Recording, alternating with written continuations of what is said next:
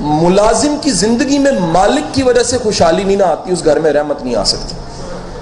اگر آپ کے ڈرائیور، آپ کا گارڈ، آپ کا پین، آپ کا سویپر آپ کے لیے جولی اٹھا کے دعا نہیں کرتا نا، آپ ترقی نہیں کر سکتے۔ ہم ان لوگوں کی دعائیں نہیں لیتے۔ ہم کتنے عجیب لوگ ہیں، ہم پیر کی دعا لینا چاہتے ہیں، مخدوم کی دعا، بابے کی دعا، مرشد کی دعا لینا چاہتے ہیں، اس کی دعا نہیں لیتے جس کی انتڑیاں بھی دعا کر سکتی، ہاتھ تو ہاتھ، انتڑیاں دعا کر سکتی ہیں۔ حضرت والا، میں نے زندگی میں اگر مجھے کو کہے کہ جو کچھ میں نے کیا کس سے سیکھا، تو میں نے ان تمام لوگوں سے سیکھا جو نہیں کر سکے۔ میں نے کینلی آبزرو کیا کہ کیا غلطی یہ کر رہے ہیں، کوشش کی انہیں بتانے کی، محبت سے سمجھانے کی۔ دنیا میں سب سے بڑا فارمولا، واصف علی واسف صاحب کے پاس ایک صاحب چلے گئے سب، اور انہوں نے جا کے کہا جی یہ بندہ ہے، یہ نشہ کرتا ہے، ایسا نشہ چھڑا دو۔ تو آپ مسکرائے، اس کے لیے چائے منگوا لی، پھر اس کے لیے کھانا منگوا لیا۔ اس کو چسکا پڑ گیا، روز آنا چائے ملنی کھانا ملنا، روز آنا اس نے چائے ملنی کھانا ملنا۔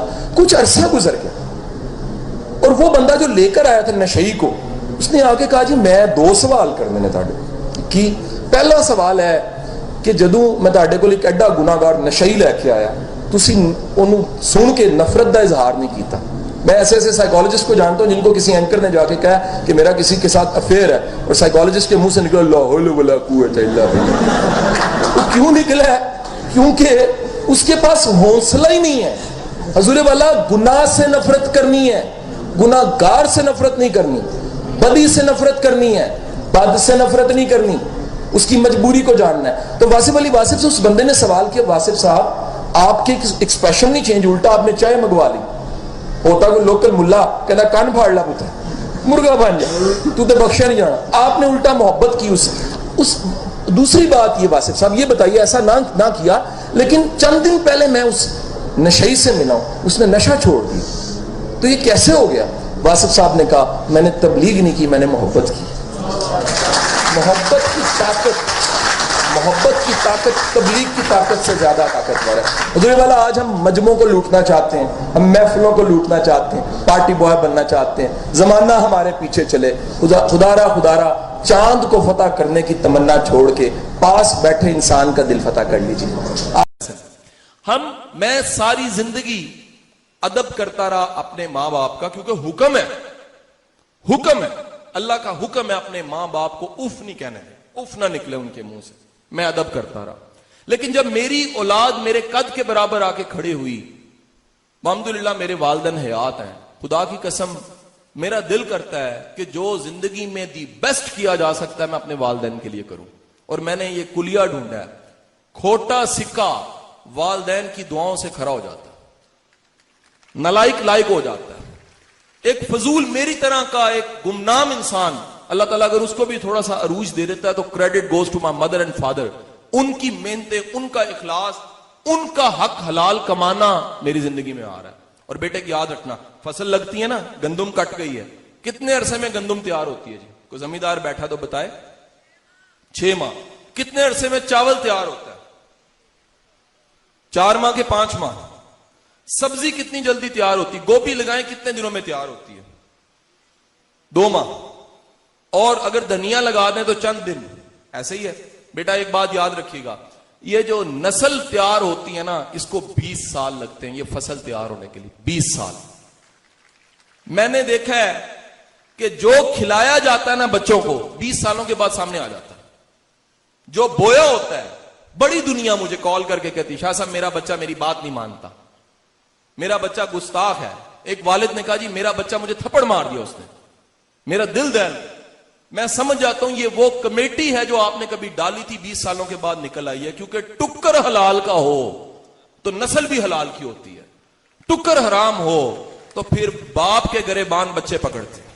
یہ یاد رکھیے گا، کیونکہ 20 سالوں کے بعد میرا یہ بھٹی صاحب میرا ایمان ہے اس بات پہ، جس نے حلال کا ٹکر کھایا وہ اگر ڈگمگا جائے، ٹریک سے اتر جائے، واپس آ جائے گا، وہ ٹکر حلال اسے واپس لے آئے گا۔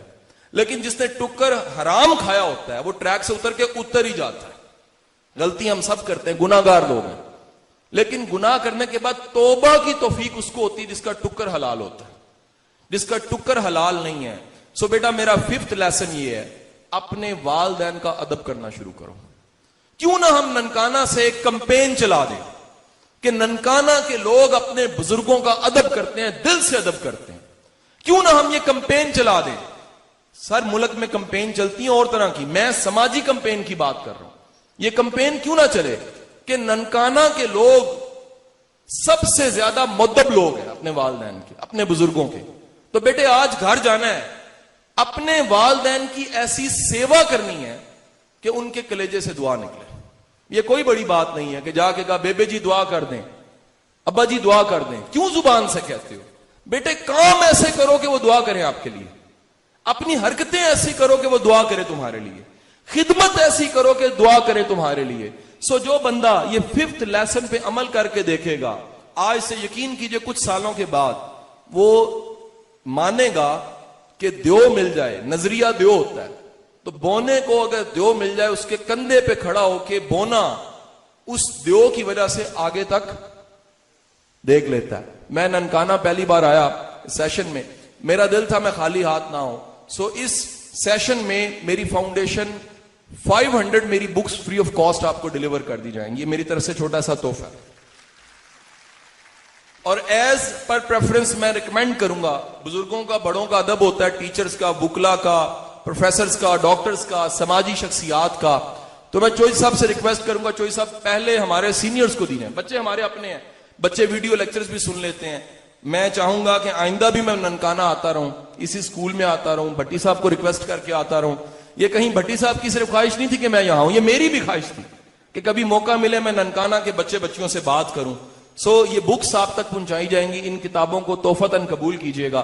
اور آخر میں ایک وعدہ میں آپ سے لینا چاہوں گا کہ بیٹا اللہ آپ کو آنے والے دنوں میں بڑی کامیابیاں دے گا, بڑی کامرانیاں دے گا, بڑی عزتیں, محبتیں, اقتدار, طاقت, سب کچھ دے گا. میری آنکھوں کے سامنے یہ بچے بچیاں بیٹھے ہیں, ڈاکٹرز بھی بنیں گے, انجینئرز بھی بنیں گے, پولیٹیشنز بھی بنیں گے, جج بھی بنیں گے, بیوروکریٹس بھی بنیں گے, پولیس میں بھی جائیں گے.